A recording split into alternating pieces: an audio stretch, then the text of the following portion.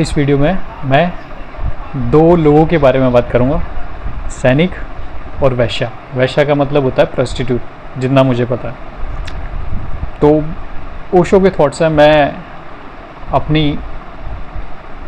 अपनी तरीके से इंटरप्रेट करूंगा जितना मैं उस चीज़ से समझ पा रहा हूँ। ओशो कहता है कि वैश्या को हम पापी कहते हैं, मतलब जो प्रोस्टिट्यूट होती है उसे हम पापी बोलते हैं, उसकी बुराई करते हैं या उसके जो प्रोफेशन है उसकी निंदा करते हैं। और वैश्या आ जाए तो हमारे मन में तत्क्षण निंदा आ जाती है, उसके प्रति घृणा का भाव आ जाता है।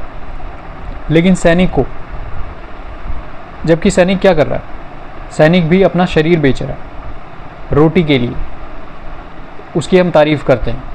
इस चीज़ के बारे में पूरा का पूरा पैराग्राफ। अगर वैश्या और सैनिक दोनों में से चुनना हो तो वैश्या बेहतर है, ये ओशो ने बोला। क्यों, उसकी रीजनिंग भी दी है उन्होंने। क्योंकि वैश्या सिर्फ अपना शरीर को बेच रही है, किसी दूसरे की शरीर की हत्या नहीं कर रही। जबकि सैनिक क्या कर रहा है, वो भी अपना शरीर बेच रहा है पर दूसरे की हत्या करने के लिए। उसका प्रोफेशन भी शरीर बेचने का, पर उसमें ऐसा है कि वो दूसरे की हत्या भी करेगा। लेकिन हम जो प्रोस्टिट्यूट होती है या जो जिसे लिटिल टर्म में कहे सेक्स वर्कर, उसकी हम अपमानित प्रोफेशन है वो काफ़ी। जबकि सैनिक का जो प्रोफेशन है, सोल्जर का जो एक प्रोफेशन है, वो काफ़ी रेप्यूटेड है, रेस्पेक्टेड है। जबकि देखा जाए तो प्रोस्टिट्यूट से किसी को कोई नुकसान नहीं पहुंचा, एक सेक्स वर्कर किसी का कोई नुकसान नहीं कर रही। सैनिक को हम तैयार इस तरीके से करते हैं कि उसमें कोई भी मानवीय गुण, मतलब ह्यूमैनिटी ना रह जाए। पूरी तरीके से उसे इनह्यूमेन बनाया जाता है एक सैनिक को। उसकी ट्रेनिंग ऐसी होती है। सैनिक का सारा प्रशिक्षण ऐसा है कि उसके भीतर मस्तिष्क न रह जाए, हृदय न रह जाए, वो एक मशीन की तरह बन जाए, जिसे जैसी कमांड मिले वो वैसा का वैसा फॉलो करे। इसलिए हम सालों तक उससे कोई और काम नहीं लेते। हम क्या करवाते हैं, हम उसे लेफ़्ट राइट परेड करवाते हैं। इससे होता क्या है, और सालों तक हम उसे ऐसा क्यों करवाते हैं, इसके पीछे की रीज़निंग क्या है। इसके पीछे एक साइकोलॉजी है। और वो क्या है, जब किसी इंसान को कई सालों तक यूँ लेफ़्ट राइट और परेड और अलग अलग तरह की ट्रेनिंग कराई जाती है, उसका एक तो ये है कि उसे फिज़िकली और मेंटली टफ बनाया जा रहा है। पर दूसरी रीजनिंग क्या है इसके पीछे, और वो भी काफ़ी स्ट्रॉन्ग रीजनिंग है, कि उसे कंडीशन कर दिया जा रहा है कि अब तुझे जैसी भी कमांड मिलेगी, जो भी कमांड मिलेगी, बिना क्वेश्चन किए उसे फॉलो करना है। ठीक है। अब वो किसी भी कमांड को फॉलो करने से पहले सोचेगा नहीं कि जो वो कर रहा है वो चीज़ सही है गलत है। क्वेश्चन करना बंद कर देगा वो बेसिकली।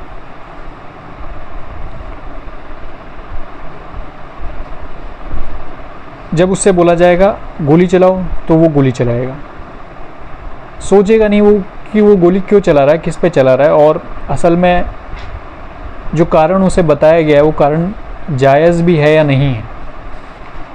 जो जिसे वो मार रहा है उसे मारना सही या गलत है, और मैं कौन होता हूँ उसे मारने वाला। ये सारे सवाल एक इंसान को इस तरीके से एक सोल्जर को इस तरीके से कंडीशन कर दिया जाता है कि वो सवाल करना बंद कर देता है, मशीन की तरह सारी कमांड फॉलो करता है, दैट्स इट।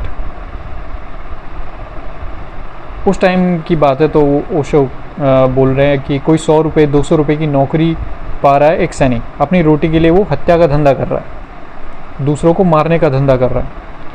1000 लोगों को वो काट सकता है।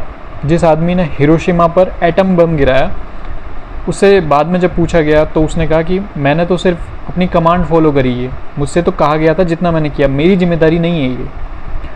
जब उस आदमी से पूछा गया कि तुम रात सो सके हिरोशिमा पर एटम बम गिराने के बाद में, तो उसने कहा मैं बिल्कुल आराम से सोया, क्योंकि मैंने अपना काम पूरा किया था, ड्यूटी पूरी हो गई, फिर मैं सो गया। तो इससे वो बता रहे हैं कि जो एक सोल्जर होता है वो अपनी रिस्पॉन्सिबिलिटी समझता है कि मेरे को जो कमांड मिली थी वो मैंने फॉलो कर ली, वो कंडीशन भी इस तरीके से हुआ, तो फिर उनके बियॉन्ड सवाल उठाना ही बंद कर देता है कि मैं जो एक्शन कर रहा हूँ वो सही है गलत है। उसका बस इतना है कि मुझे कमांड मिली है, मुझे फॉलो करना। वहाँ लगभग 1,20,000 आदमी जल कर राख हो गए इस आदमी के बम गिराने से। अगर ये आदमी सोचे कि मैं कुछ 100 रुपये महीना की, 500 रुपये महीने की रोटी ही तो कमा पा रहा हूँ, रोटी तो भिखमंगे भी भीख मांगकर सड़क पर कमा लेते हैं, तो मैं 1,20,000 आदमियों की हत्या करने को रोटी कमाने उसके ऐसा काम करके रोटी क्यों कमाऊँ? तो शायद वो आदमी कहे ही नहीं, ये आज्ञा मानने से मैं इनकार करता हूँ। लेकिन ये मौका नहीं आएगा अगर हम किसी आदमी को सीधा एटम बम गिराने के लिए भेजेंगे, तो शायद ये मौका आ जाए कि वो मना कर देगा, वो काउंटर, वो उस चीज़ के अगेंस्ट में चला जाएगा, सवाल करने लग जाएगा वो, यदि एक नॉर्मल इंसान को ऐसा कहा जाए, जबकि एक सोल्जर नहीं करेगा क्योंकि वो कंडीशन हो चुका है। इसलिए वर्षों तक हम उन्हें ट्रेनिंग करते हैं, और उस ट्रेनिंग का एक मेन लक्ष्य ये भी होता है उसे इतना कंडीशन कर देना कि यदि तुम्हें कोई कमांड मिली है, तुम्हें अपने लॉजिक को, अपनी रीजनिंग को बंद कर देना है और सिर्फ उस कमांड को फॉलो करना है। इससे वो एक मशीन की तरह हो जाता है। विलियम जेम्स मजाक में कहा करता था कि एक दिन ऐसा हुआ कि वह एक होटल में बैठकर अपने दोस्तों के साथ बात कर रहा था। वो एक बड़ा अमेरिका में एक बड़ा मनोवैज्ञानिक था, और वो कह रहा था कि इंसान कैसे संस्कारित, मतलब कंडीशन हो जाता है। तभी एक रिटायर्ड सैनिक सड़क से गुजर रहा था और अंडे अपने सिर पर लेकर जा रहा था।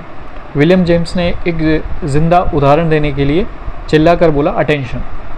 और वो आदमी जो रिटायर्ड था कोई 10 साल से, उसने अंडे की टोकरी नीचे गिर गई और वो अटेंशन में खड़ा हो गया। जब वो खड़ा हो गया तो उसके समझ में नहीं आया, उसे बहुत गुस्सा आया क्योंकि उसके सारे अंडे फूट गए थे। पर विलियम जेम्स ने कहा कि तुम्हें हक था, तुम अटेंशन पे खड़े नहीं होते, तुम अटेंशन बोला था तो अटेंशन नहीं होते, क्योंकि तुम तो रिटायर्ड हो चुके, तुम्हें अब ज़रूरत नहीं है कमांड फॉलो करने की। पर उसने बोला कि वो कमांड को फॉलो नहीं करने वाली वो इतनी पावर ही नहीं बची मेरे में, मैं इतना ज़्यादा कंडीशन हो चुका हूँ कि वो हकीक हो चुका हूँ मैं कि मैं कमांड को फॉलो नहीं करूँ।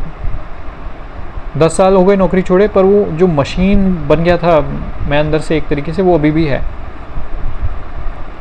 तो तुमने जब बोला मुझे सोचने का मौका ही नहीं मिला, मैंने सीधा वो कमांड फॉलो करी, नहीं करने का कोई सवाल ही नहीं उठता। तो सैनिक की पूरी तैयारी क्या होती है? उसे एक मशीन बनाने की। मनुष्य का जो सर्वाधिक पतन हो सकता है, मतलब जो डिक्लाइन हो सकता है, वो है कि उसे एक मशीन बना दिया जाए। ये उसका सबसे ज़्यादा लोअर, मतलब सबसे ज़्यादा डिक्लाइन वाला फेज़ होगा कि उसे एक मशीन के जैसे बना दिया गया, उसे एक मशीन की तरह यूज़ लिया जा रहा है। वो उसका सबसे तुच्छ कहेंगी रूप। पशु मनुष्य का पतन नहीं है, बड़ा पतन पशु मनुष्य का।